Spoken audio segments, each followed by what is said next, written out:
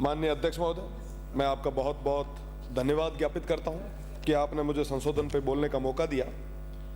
मैं माननीय मंत्री जी से यही पूछना चाहूंगा जो पूर्व में हमारे कई सदस्यों ने पूछा कि संशोधन लाने से पूर्व रीको को आवंटित भूमियों के संबंध में किए गए भूमि के संबंध, अंतरण, उपविभाजन या भूखंडों या भूमि के विलयन, नियंत्रीकरण, भू उपयोग के विदर्शन व परिवर्तन और समस्त अधिकार किसके द्वारा दिए गए थे, और साथ ही साथ समस्त कार्यों के लिए औपचारिक रूप से वैधानिक अनुमति राज्य सरकार से क्या प्राप्त की गई थी। ये पारित साथ ही साथ प्रदेश में जिस तरीके से औद्योगिक क्षेत्रों में रीको को आवंटित की जाने वाली बेशकीमती भूमियों के संबंध में समस्त कार्रवाइयां स्वतंत्र रूप से निष्पादित करने और इसके लिए विनियम बनाने तक की शक्तियां रीको को देना, मुझे लगता है कि राज्य सरकार का प्रत्यक्ष रूप से नियंत्रण नहीं रहेगा इस विषय पे।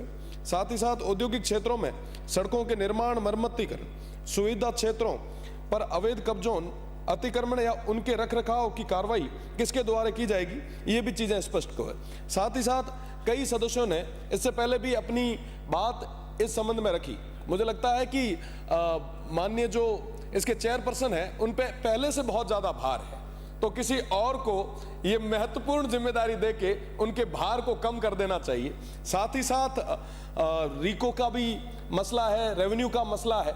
मैं पश्चिमी राजस्थान से आता हूं और वहां पे आज बड़े स्तर पे जो लैंड अलॉटमेंट हो रही है, मैं उसकी ओर भी आपका ध्यान आकर्षित करना चाहूंगा कि थोड़े दिन पहले रेडाना जो एक बहुत बड़ा पर्यटनीय क्षेत्र है, वहां पर जो हमारी लवणीय जमीन थी उसको अलवणीय करके बड़े स्तर पर लैंड को कहीं और अलॉट करने का एक बड़ा खेल जो चल रहा था, मैंने इसके लिए विरोध भी दर्ज कराया है। मेरा निवेदन है कि इस तरीके से आप ना करें, कम से कम जो पर्यटन क्षेत्र है उनको बचा के रखें।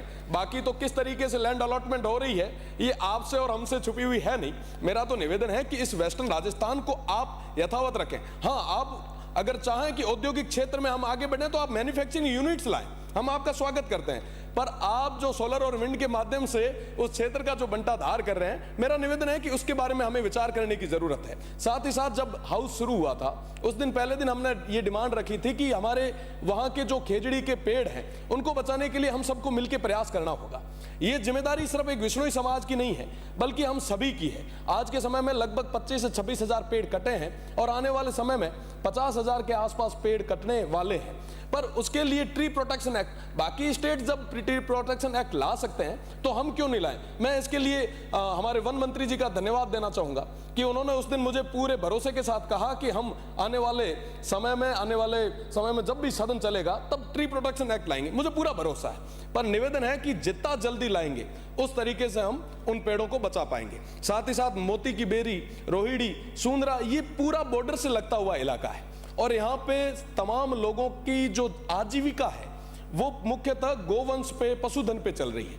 अगर हम उस लैंड को कहीं कंपनियों को अलॉट कर देंगे तो वो गोवंश कहां जाएगी, वो लोग कहां जाएंगे।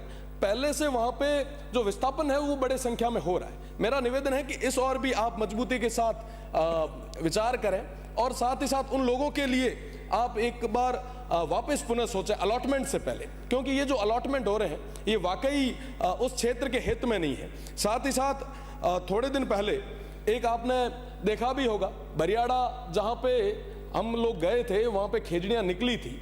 आप देखें कि खेजड़ियों को पूरे तरीके से जमीन में छिपा दिया गया था। निकालने के बाद में भी, तमाम चीजों में छपने के बाद में भी उस पर कोई तरीके की कार्रवाई अभी तक नहीं हुई। प्रदेश की सरकार को एक बार मजबूती के साथ कार्रवाई करके एक उदाहरण पेश करना चाहिए। साथ ही साथ एक सवाल था अतारांकित जो इसी सत्र का था 16/4/114, उसका अतारांकित जो सवाल था वो रेवेन्यू से रिलेटेड था, रीको से और तमाम चीजों से रिलेटेड था। उसका जवाब जो था वो असत्य था। साथ ही साथ इन चीजों पे तो हमें चर्चा करनी है। मेरे से पहले माननीय चित्तौड़ से आने वाले सदस्य ने एक बहुत गंभीर बात कही, निजता की बात कही। निश्चित रूप से इन तमाम चीजों पे सोचना चाहिए। हम लोग जो निर्दलीय हैं, हम देखते हैं कि विपक्ष के साथी किस तरीके से हंगामा कर रहे हैं। मेरा विपक्ष के साथियों से पुनः निवेदन है इस सदन के माध्यम से कि आप इस सदन को चलाएं। आज सदन के नेता कुर्सी पे थे, सदन में थे, हम बात करते पानी की कीमत। साहब हमसे जानो स्थिति क्या है। साहब हम सीमांत उस क्षेत्र से आते हैं जहां पे 2-2 हजार फीट तक पानी नहीं है। आज भूगर्भ पे, भूजल पे इतना बड़ा विषय था, चर्चा चल रही थी, पर उन तमाम हमारे साथियों ने विचार करना तक सही नहीं समझा, अपनी बात करना सही नहीं समझा। ये बहुत विकट स्थिति है। मुझे लगता है कि उनके मन में कई सारी और चीजें चल रही है। जिस तरीके से तमाम चर्चाएं चल रही थी, मैं आपको बताना चाहूंगा कि पूर्ववर्ती सरकार के दौरान मैं छात्र संघ का अध्यक्ष था और उस समय कई बार छात्रों की आवाज को दबाने के लिए उन्होंने लाठियां बरसाई थी, मुकदमे किए थे। मैं बिल्कुल, मेरी एक बात, जो निजता जिस तरीके की ये बातें कर रहे थे, मैं सदन का ध्यान आकर्षित करना चाहूंगा कि उस समय के मुकदमों में आज तक हम बैठे हैं तो किस तरीके से इन्होंने तमाम चीजें कही थी।